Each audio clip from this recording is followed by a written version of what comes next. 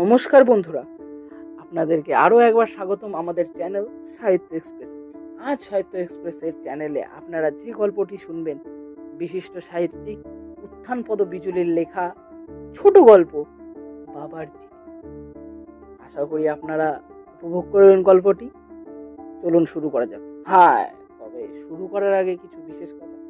Please দয়া করে like, comment, share এবং সাবস্ক্রাইব করে আমাদের পাশে থাকবেন প্লিজ, যাতে ভবিষ্যতে আমরা আপনাদেরকে আরো ভালো ভালো গল্প উপহার দিতে পারি। ধন্যবাদ। চলুন গল্পটি শুরু করা যাক। চেম্বারে রোগী দেখছিলেন ডাক্তার সৌমিন্দ্র ভৌমিক। এমন সময় পিয়ন তার একটা চিঠি এনে দিল। স্যার, চিঠি কোথায় রাখবো?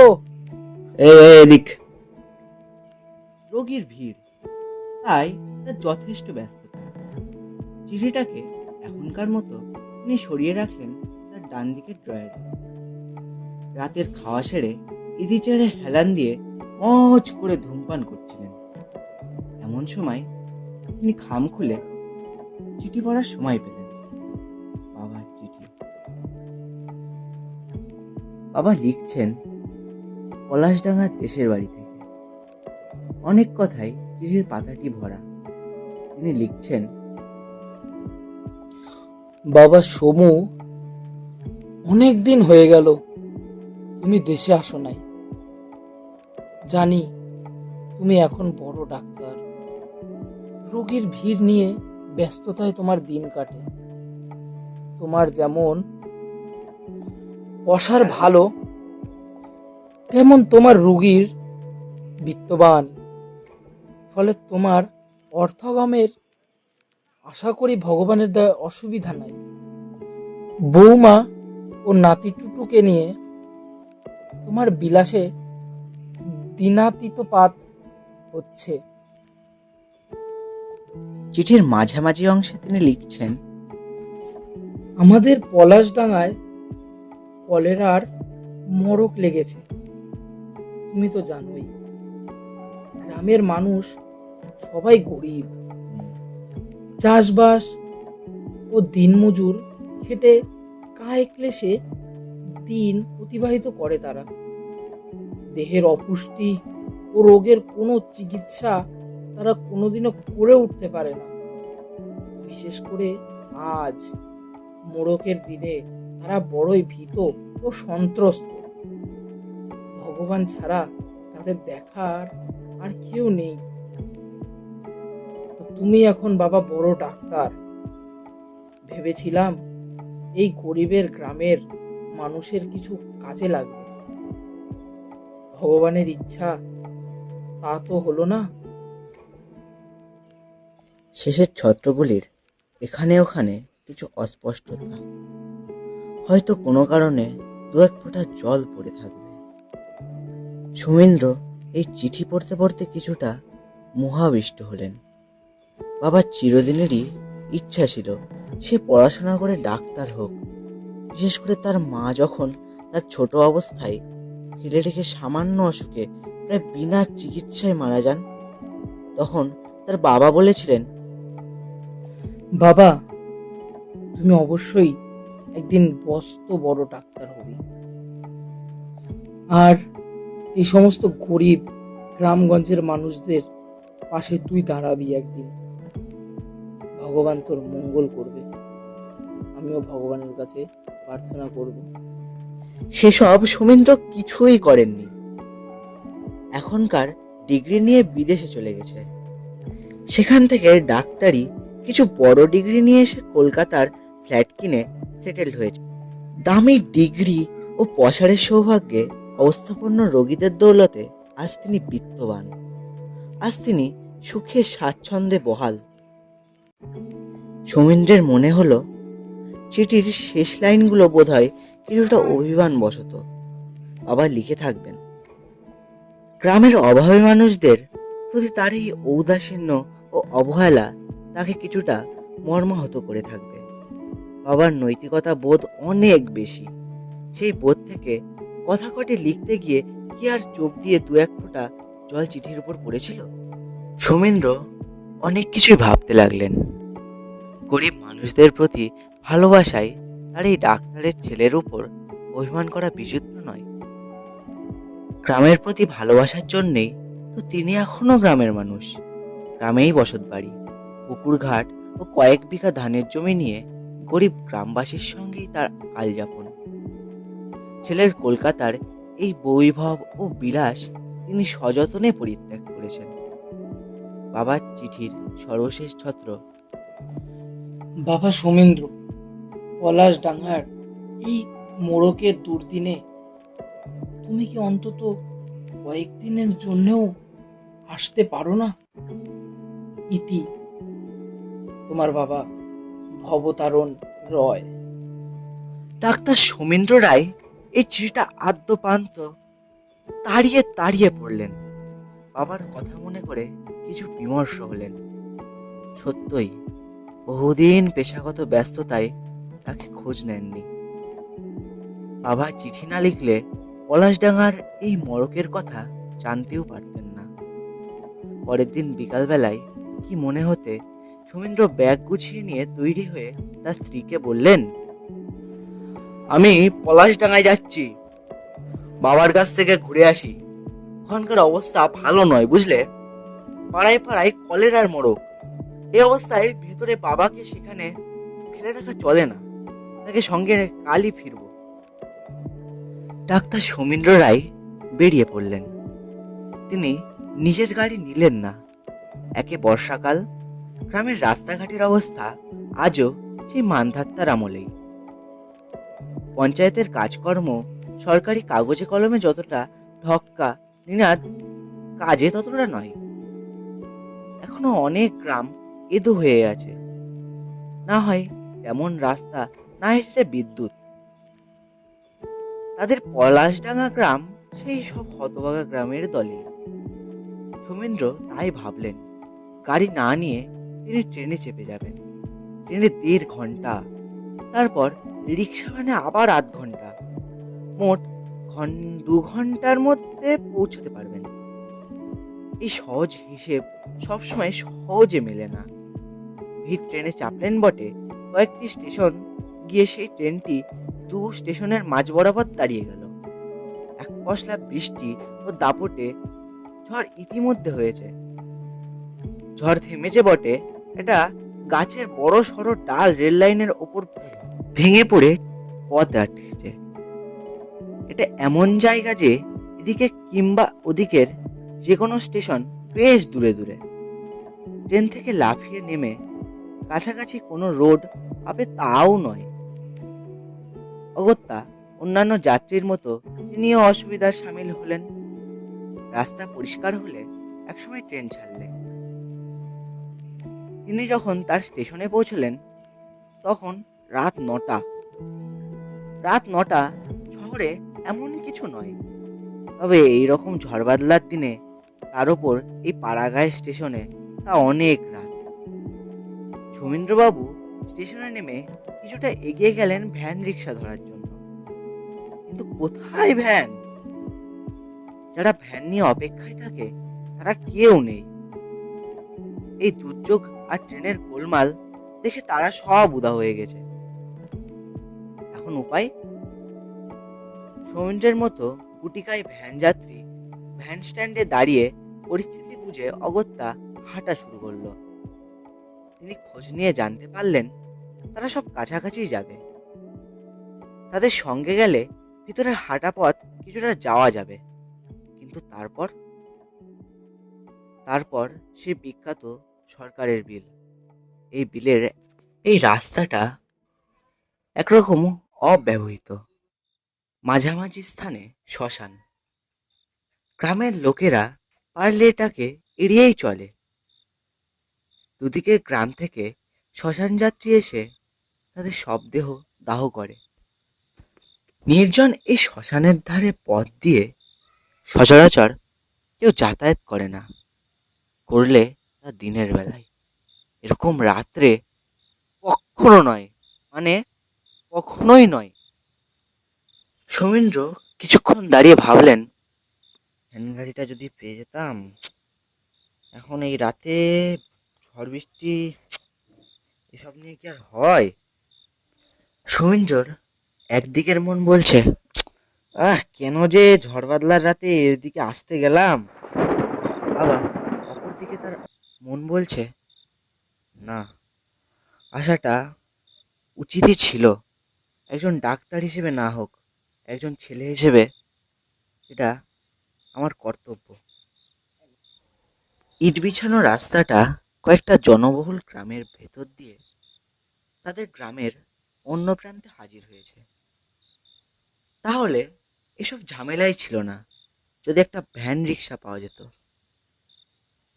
এখন এই ভিন্নতর পরিস্থিতিতে তিনি কি করবেন? তিনি লোকটির সঙ্গে যাওয়া ঠিক মনে করলেন। তারপর একাই যাবেন না হয়। বিলের পাশের নির্জন 2 কিলোমিটার পথ, এছাড়া আর উপায় কি? তার শ্মশানে আর ভয় কিসের? তার সে ভয়ও নেই। অভদেবতা, ভূত প্রেত, এইসব আবার মানুষ বিশ্বাস করে? তার এসবে বিশ্বাসই নেই। তিনি ডাক্তার হয়ে এ ধরনের কুসংস্কারের এবং অবৈজ্ঞানিক ধারণার বশবর্তী হয়ে মিছিমিছি লোক হাসাবেন কেন? শুধু তাই নয়, নিজের কাছে উপহাস্যস্পদ হবেন। সৌমিন্দ্র ডাক্তার তাদের সঙ্গে হাঁটতে লাগলেন। কিছু দূর যাওয়ার পর তারা যে যার গন্তব্য পৌঁছে গেলে তিনি একা হয়ে গেলেন। এবার তাকে যেতে হবে একাকী নির্জন পথে। বিলটি বেশ নিচু জায়গা, সারা বছরই প্রায় জল থাকে। বর্ষায় টইটুম্বর, গ্রীষ্মে চারধারের জল কিছুটা নামলেও মাঝখানটা কখনোই শুকায় না। বিলটির বুকে হোগলা আর নলখাগড়ার বন। বাতাস হলে শিরশির করে শব্দ ওঠে। কলমির দাম ও কচুরিপানার রাজত্ব। জলপিপি পাখি তার উপর দিয়ে পি পি শব্দে ডেকে ওঠে, যখন তখন ছুটে যায়। রাস্তাটি নির্জন বটে, তবে ভয় নেই। যারা ভয় করে তারা অপদেবতার ভয় করে। গুম করে কাউকে এখানে সহজে ফেলে দেখা যায়, কিন্তু তা এখানে সচরাচর ঘটে না। রাজনৈতিক দলাদলির তীব্রতা এ তল্লাটে সেরকম নেই। দুষ্ট লোকের দৌরাত্ম্যও নেই। তার আর ভয় কিসের? সৌমিন্দ্র এবার সেই বিলের পথে চলতে লাগলেন। আকাশে আবার মেঘের ঘনঘটা। একবার ওপরের দিকে মুখ তুলে চেয়ে দেখলেন, তিনি মূলত গ্রামের ছেলে, তার নৈসর্গিক বোধ আছে। মেঘের অবস্থা ও অবস্থান দেখে বুঝতে পারলেন এখনই বৃষ্টি আসার সম্ভাবনা নেই। তবে তাকে দ্রুত পা চালাতে হবে, আর সরীসৃপ প্রাণী থেকে সাবধান হতে হবে। বিষধর সাপ আর গধিকা।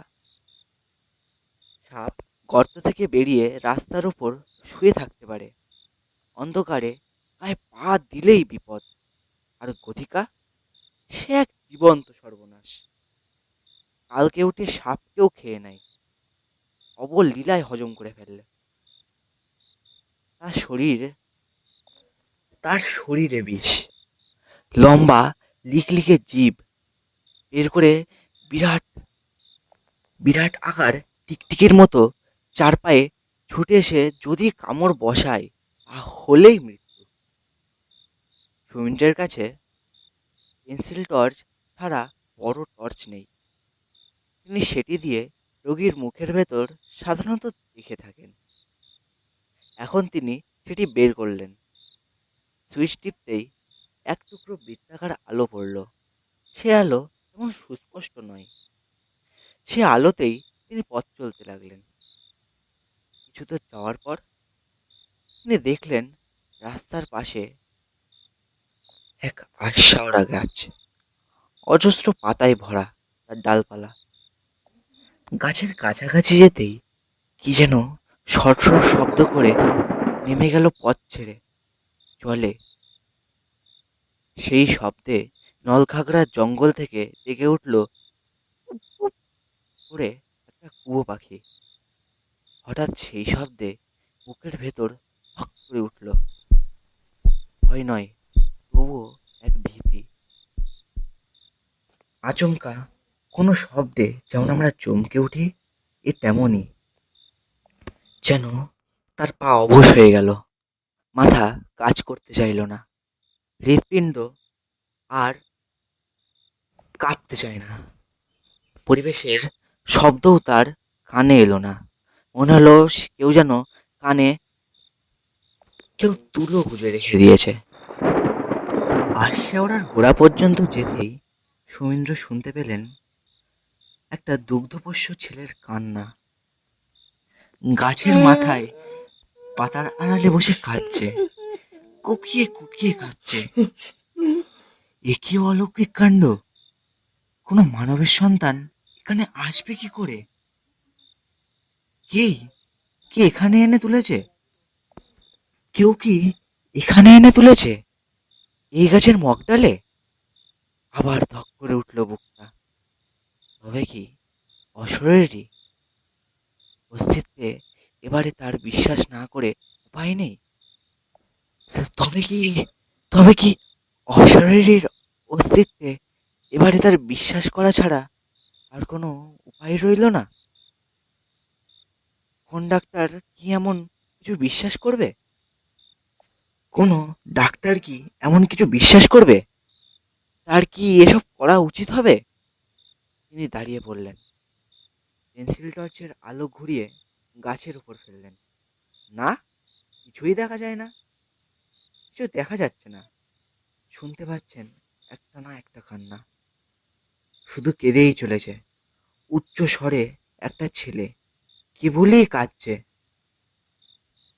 বেশ কয়েক মিনিট পর ঘটল ঘটনাটা। একটা শকুন ডানা ঝাপটালো। সমুদ্র ভাবলেন, ও এই ব্যাপার, এই গাছে তাহলে শকুনের বাসা। এই কান্না হচ্ছে, শকুন ছানার কান্না। এই বলে সমীন্দ্র নিজের মনে একটু হেসে উঠল। হ্যাঁ, আমাকে ভয় দেখাবে? হ্যাঁ, মানব সন্তানের মতো অবিকল কান্না তবে কি শকুন ছানার? হবে বোধ হয়, হতেই পারে মিউটেশন। তিনি আবার চলতে লাগলেন, জোরে জোরে পা ফেলে চলতে লাগলেন। হঠাৎ টপ করে কিছু দূরে একটা আলো জ্বলে উঠল। সেই আলোর রংটা কিছুটা নীলাভ। বেশ কিছুটা দূরত্ব বজায় রেখে সে আলোটা তার সামনে দ্রুত এগিয়ে চলল। আলোটা কেউ আলোটা কেই বা হঠাৎ জ্বালালো, আর কে সেটা নিয়ে দৌড়ে চলেছে? উজ্জ্বল আলোতে পথ অনেকক্ষণ আলোকিত। আলোকধারীর শরীর দেখা যাচ্ছে না, শুধু আলোটি এগিয়ে চলেছে।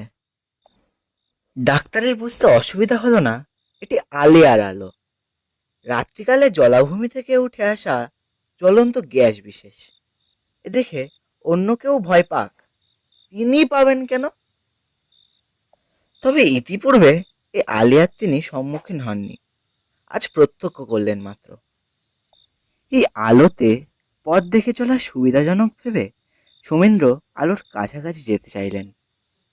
তিনি যত জোরে হাঁটেন তার চেয়ে বেশি জোরে ছুটছে আলেয়া। আশ্চর্য, তিনি তার কাছে পৌঁছতে পারছেনই না। তবে এই জোরে হাঁটার জন্যে তার অনেক পথ হয়ে গেছে। এখন এসে হাজির হয়েছেন সেই শ্মশানের কাছে। চারিদিকে ছড়িয়ে আছে লেপ, তোষক আর ছেঁড়া বালিশের টুকরো। পথে ও পথের ধারে ভাঙা কলসি ও সরা, এদিক ওদিক আধপোড়া কাঠ। হঠাৎ তার নজরে এলো পথের পাশে একটা মরার খাটিয়া, আর তার ধারেই মাটিতে একটা মরা চিত হয়ে শুয়ে আছে। আলিয়ার আলো এখন সেখানে থমকে দাঁড়িয়ে। সেই আলোতে দেখা যাচ্ছে সবই স্পষ্ট, আশেপাশে সব যাত্রী নেই। ঝড় বৃষ্টির দুর্যোগে হয়তো তারা দাহ করতে না পেরে সবাই ফেলে রেখে পালিয়েছে। এমন অসম্ভব নয়, কলেরার মরকের সব, কত আর দাহ করবে তারা? কিন্তু ও কি, ও কি দেখছেন সৌমিন্দ্র? মরাটি উঠে বসলো। তার দিকে মরাটির পেছন। তিনি দেখতে পাচ্ছেন মরাটির পিঠ, তার মাথা, তার দুটি ঝুলন্ত হাত। বলতে বলতে ধরাম করে শুয়ে পড়ল সাপটি। আবার ক্ষণ পরে উঠে বসলো। কিছুক্ষণ বসে পুনরায় শুয়ে পড়ল। আশ্চর্য, অতি আশ্চর্য, সত্যি অভিনব এবং সত্যি অলৌকিক। মর্গে কত মরা নিয়ে ডাক্তার কাটাছেঁড়া করেছেন, তাই মরা নিয়ে তার ভীতি থাকার কথা নয়। কিন্তু এবার ভয় পেতে সে বাধ্য হলো। তবে এই যে বারে বারে বসা ও শুয়ে পড়া, এমন তো কখনো দেখেনি সে। তার এতদিনের ডাক্তারি অভিজ্ঞতায় এরকম ঘটনার সাক্ষী কখনোই হয়নি সে।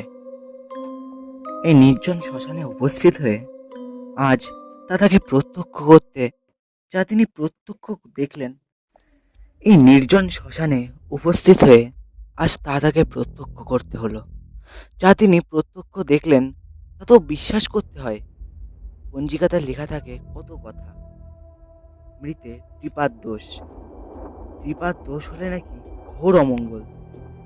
মরা বাসি না করে সেদিনে দাহ করা বিদেহ, এটি কি তেমন মরা? দাহ না করতে পারার ফলে সেই কি ভৌতিক প্রভাবে জীবন্ত হয়ে ওঠা বসা করছে? পঞ্জিকার লেখা আজ তাকে বিশ্বাস করতে হবে? অবিশ্বাস করারই বা রাস্তা কোথায়? সৌমেন্দ্রের হৃৎপিণ্ড অতি জোরে ধুকপুক করতে লাগলো।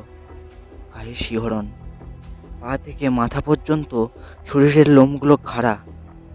একটা ভয় তাকে ঘিরে ধরেছে, আষ্টে পৃষ্ঠে বেঁধে ফেলছে ভয়। তিনি দাঁড়িয়ে রইলেন। হঠাৎ টপ করে আলো নিভে গেল। চতুর্দিক ঘোর অন্ধকার। এবারে এই অন্ধকারের ভেতর ওই সজীব মরাটি পা ঠেলে ঠেলে তার দিকে এগিয়ে আসতে থাকবে কি? সে কি এখন তার গলা টিপে মারার জন্য এগিয়ে আসছে? এবারে হাতে টর্চই ভরসা। বোতাম টিপতে আলো জ্বলে উঠল। কেন জানি তিনি খুব মরিয়া হয়ে উঠলেন। বিপদ যা হওয়ার তা তো হবেই। এখন মরাটির সম্মুখীন হওয়া দরকার। দৃপ্ত পদে এগিয়ে গেলেন। মরাটির অতি কাছাকাছি যেতেই দেখতে পেলেন একটা কালো হৃষ্টপুষ্ট কুকুর মরাটির বুকে তার দাঁত দিয়ে খামচে মাংস ছিঁড়ছে। যখনই সে টেনে ছিঁড়ে নিতে চায় তখনই মরাটি উঠে বসে, আর ছেড়ে দিলে মরাটি শুয়ে পড়ে। কুকুরটি এতক্ষণ ধরে মরাটির মাংস ছিঁড়ে ছিঁড়ে খাচ্ছিল। অভিনব, সত্যি অভিনব। এবারে তার হৃৎপিণ্ডের গতি স্বাভাবিক হলো। রোমাঞ্চ ও ভীতি দূরীভূত হলো। তিনি হেসে উঠলেন। কুকুর, আমি এদিকে, আরে ছি, তুই না সৌমেন্দ্র ডাক্তার? কুকুরটি তার হাসির শব্দে ভেবাচাকা খেয়ে একটু দাঁড়িয়ে দৌড় লাগালো।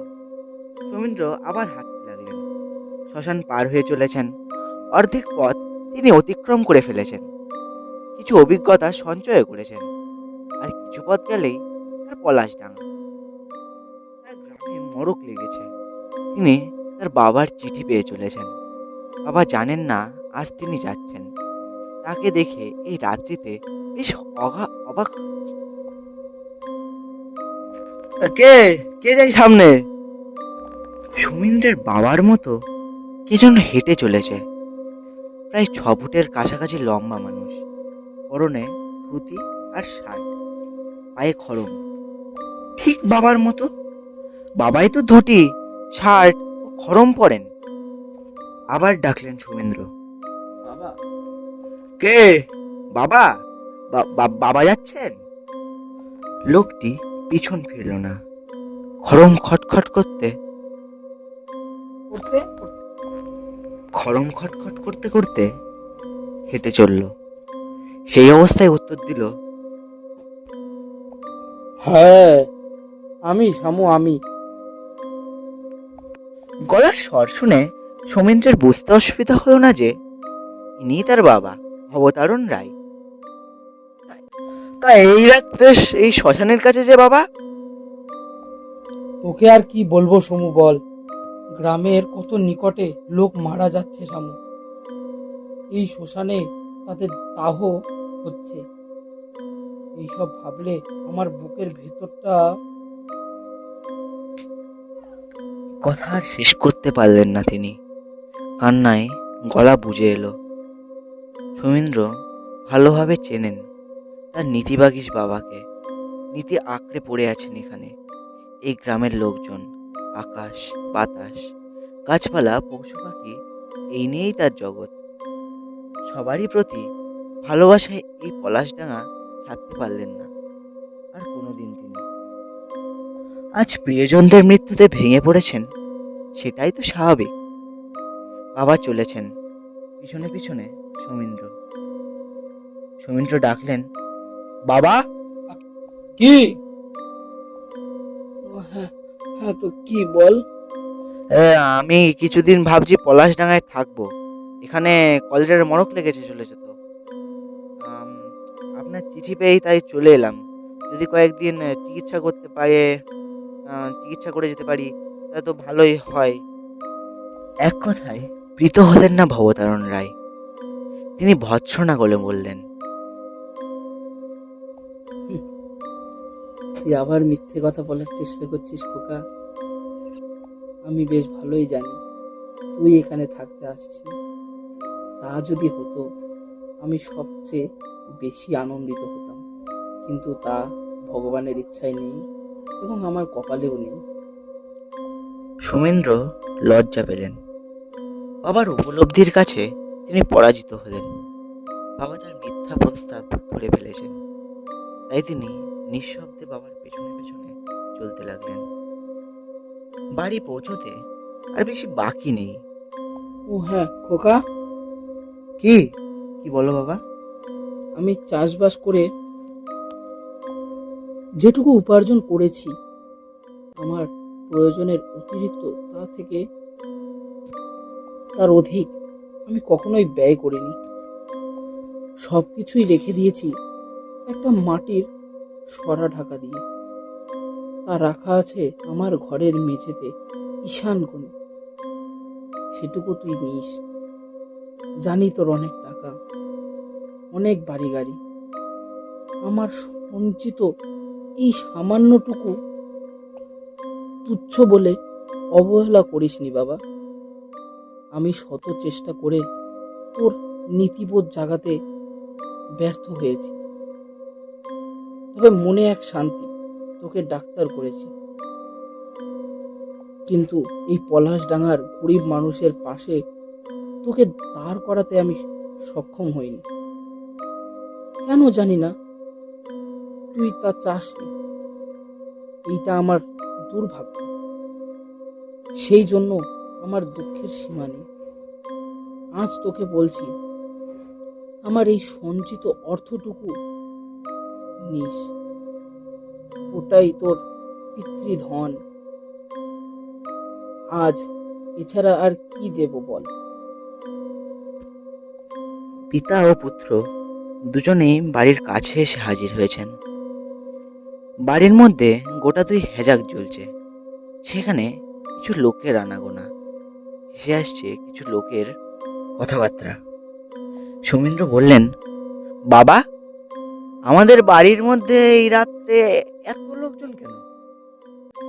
নরম গলায় বাবা বললেন, যা বাবা, তুই ভেতরে যা, গিয়ে দেখ না কি হচ্ছে। আমি এখন পূব পাড়ায় পরেশ কাকার বাড়ি থেকে একটু ঘুরে আসি। একটু আগে শুনেছি তার নাকি ভেদ বমি হচ্ছে। Doctor Soumindra Roy, MD in Cal, FRCS, London, বাড়ির মধ্যে ঢুকে পড়লেন। পলাশডাঙ্গা গ্রামের বেশ কিছু প্রতিবেশী সেখানে হাজির। দুটো হেজাকের আলোতে তিনি স্পষ্ট দেখতে পেলেন উঠোনে তুলসী মঞ্চের কাছে খাটিয়ার ওপরে একটা শব। সে শবটি তার বাবার। অবতারণ রায়ের। 6 ফুটের কাছাকাছি লম্বা রিজু মানুষটি আজ খাটিয়ায় শুয়ে আছেন। এমন অবস্থারতি মানুষের শেষ যাত্রায় গ্রামের সরল মানুষজনরা কি না এসে থাকতে পারে? সৌমেন্দ্র বোবা বিস্ময়ে সেদিকে তাকিয়ে উঠোনের মাঝখানে দাঁড়িয়ে রইলেন, স্পন্দ অপলক।